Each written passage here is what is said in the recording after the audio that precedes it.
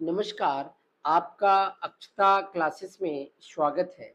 आज हम रामधारी खंड 1 की प्रतिलेखन संख्या 32 की डिक्टेशन करेंगे, जिसकी स्पीड 80 शब्द प्रति मिनट होगी।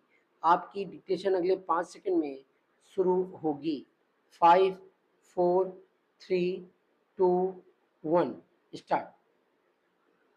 श्रीमान, मैं आपको बताऊंगा कि खेती में सुधार के बारे में हमारे कुछ लोगों का क्या विचार है।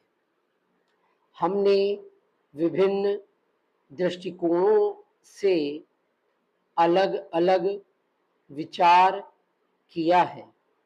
विशेष रूप से सबसे ऊंची सीमा बांधने तथा सहकार के प्रश्न पर, किंतु हम अनुभव करने लग गए हैं कि दोनों का आपस में गहरा संबंध है। अगर हमारे देश में बड़े बड़े फार्म होते तो यह कल्पना की जा सकती है, भले ही आप इससे सहमत ना हो, कि उनका कार्य संचालन दक्षता से होता और उत्पादन भी बहुत बढ़ सकता और साथ ही साथ आधुनिक तौर तरीकों का विस्तार हो सकता। भारत की मूल समस्या यह है कि यहाँ जोत की भूमि छोटी है और टुकड़ों में बटी है। साधारण तौर पर मैं कहूँ कि यह 1, 2 या 3 एकड़ है।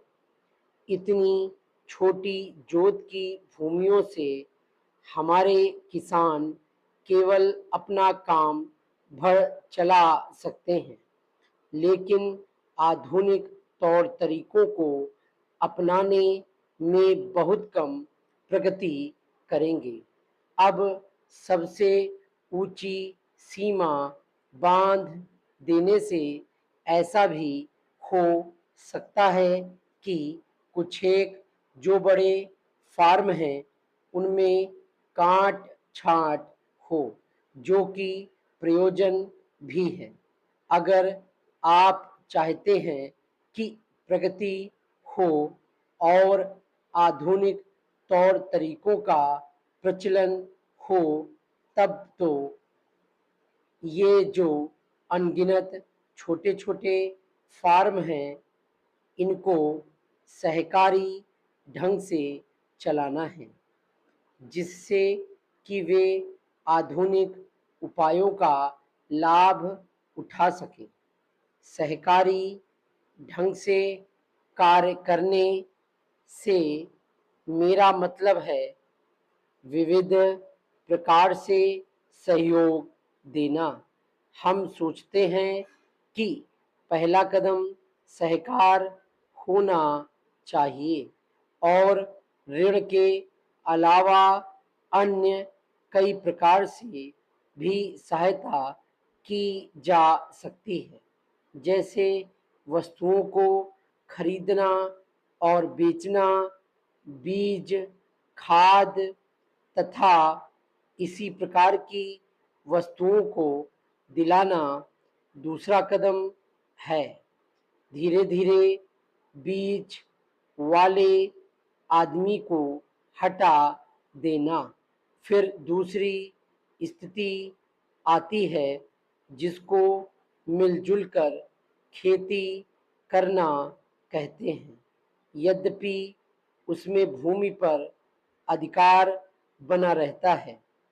इस प्रकार का हमारा दृष्टिकोण है, जिससे अधिक से अधिक सीमा की समस्या को सहकारों से अधिक जोड़ा जा सके, नहीं तो उत्पादन गिर जाने का भय है। यह एक जटिल समस्या है, जिस पर मनन हो रहा है। सहकार से मेरा मतलब एक गांव के सहकार से है और ज़्यादा से ज़्यादा 2-3 गांव का सहकार भी हो सकता है यदि वे निकट से संबंधित हैं, लेकिन हमारी सरकार इनकी भरपूर सहायता करेगी। डिक्टेशन कंप्लीट हो गई है। Thank you.